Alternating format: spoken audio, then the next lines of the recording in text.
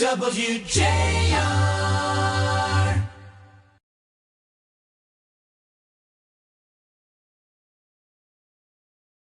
You know, people right now are like deer in a headlight more than we've ever seen it before. We've seen the cycles before. We've seen some banking industries. We've seen the economy move around.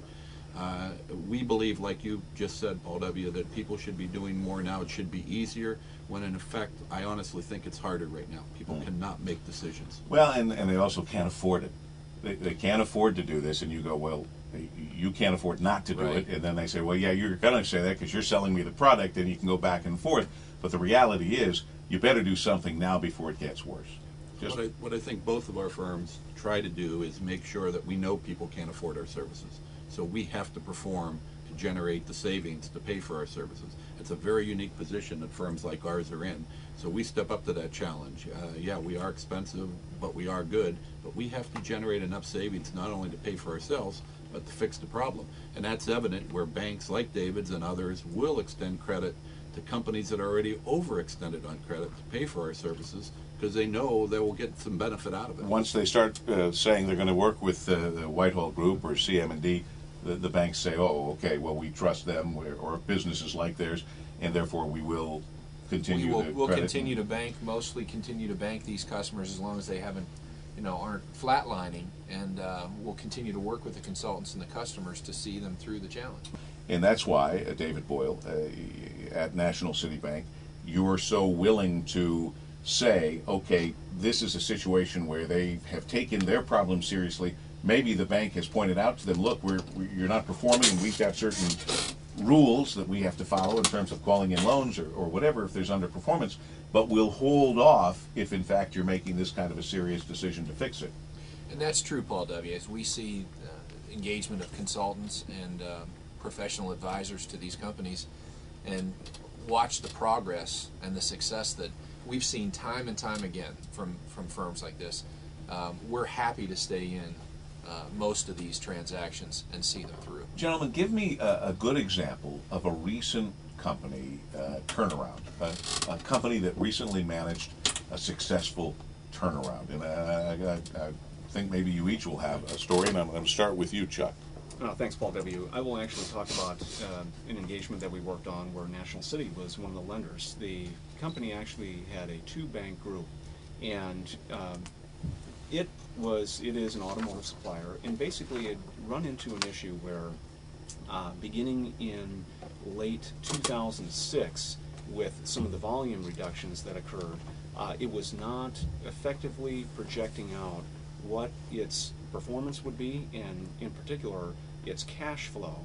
It maintained or continued to pay significant amounts out to items that really should not have been paid, and as a result ran into a liquidity crisis in 2007. We were brought in to work for the company, and basically we took a couple of actions. Number one, we developed some realistic projections. There's a lot of uncertainty right now.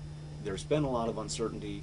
Companies just have to learn to deal with the uncertainty and develop projections accordingly. We worked with the company to develop realistic projections, identify cost reductions that needed to occur. Secondly, negotiated with the company's major customers for certain contractual enhancements that were going to address, most automotive suppliers have gotten really hit hard with raw material pricing, and so we addressed that. And then lastly, we put in place a credit agreement with National City and the company's other bank that was going to allow it some flexibility, but still maintain the various controls and monitoring tools that the banks are going to want to see. The company started to generate significant amounts of cash, and now, basically as a result of that, even though the automotive industry is very down this year, the company is still going to generate cash because it's been put in a position where it's got a lender on board providing it with the credit facility that it needs.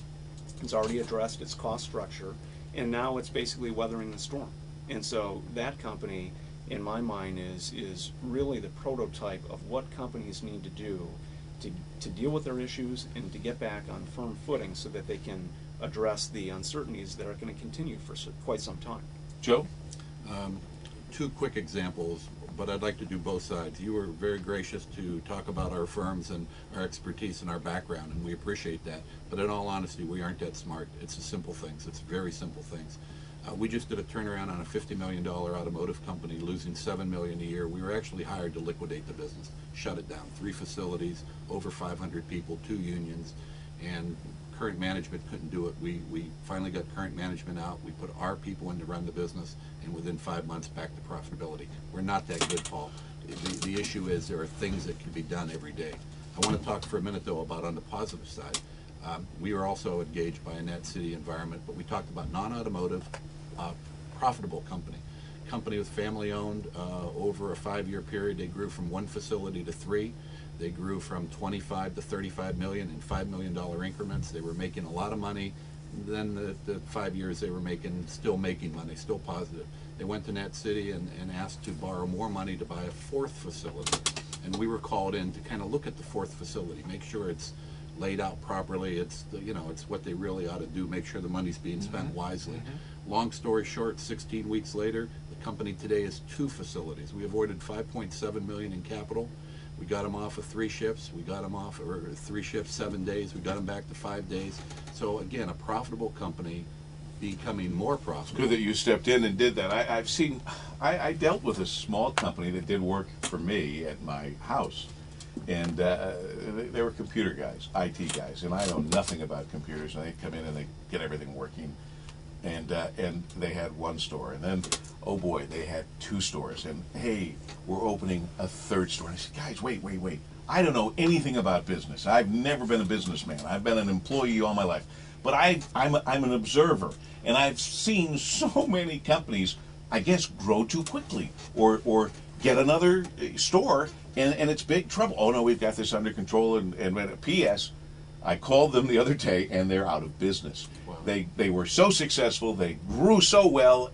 They grew out of business, and it was so sad. But it's a good thing these guys got you. And instead of a 4th operation, they now have 2 very successful operations. But I think back to David's approach and National City's approach was, even though you were profitable, even though you were doing all the right things, any bank in town would have loaned them the money to build the 4th facility. National City had enough sense to say, well, let's just get someone to look at it. And they were open-minded. They didn't have the closed-mind management approach, a family business. They didn't like what we were doing because they thought more was better, bigger was better. So both sides of it works. Being in business is better than being out of business. Well, that's exactly right, Paul. And we use firms like these to do exactly that. To do due diligence, to actually be our internal focus at National City is to be a trusted financial partner every day to our customers and to folks that we would like to have as customers. So we bring these resources in and make the suggestions and try to help them make their companies better. The one example that I would speak of was a contracting company that actually, we didn't talk much about this, suffered a very significant internal fraud and essentially was insolvent. And again, a 35-year customer of National City. We knew the management team well. Their internal controls around the financial operations of the entities that they had were lax. And ultimately, this company was basically worth nothing. We worked with the company through a forbearance agreement, restructuring the debt, getting the ownership to own up to the issues, bring in the financial people they need, put the controls in place. And today, that company still exists. It's got a positive net worth, and they were out of a 25-year forbearance agreement in 6 years. And their debt now is completely restructured, worked out in a very thriving company, and about to turn it over to a 4th generation. So those are the types of things, challenges, if you will, that I know that Chuck and Joe deal with every day, but so do the financial institutions. Sure, and it's rewarding. It is. It's got to be rewarding when you walk into a place where it's gloom and doom, and I suspect desperation, and you walk in and say, you know what, if we can do this, this, and that, and I don't mean to make it sound like it's magic every time, because I'm sure you walk into some pretty tough situations, but you have success stories, and that's got to be fulfilling, because you're saving jobs, you're saving history.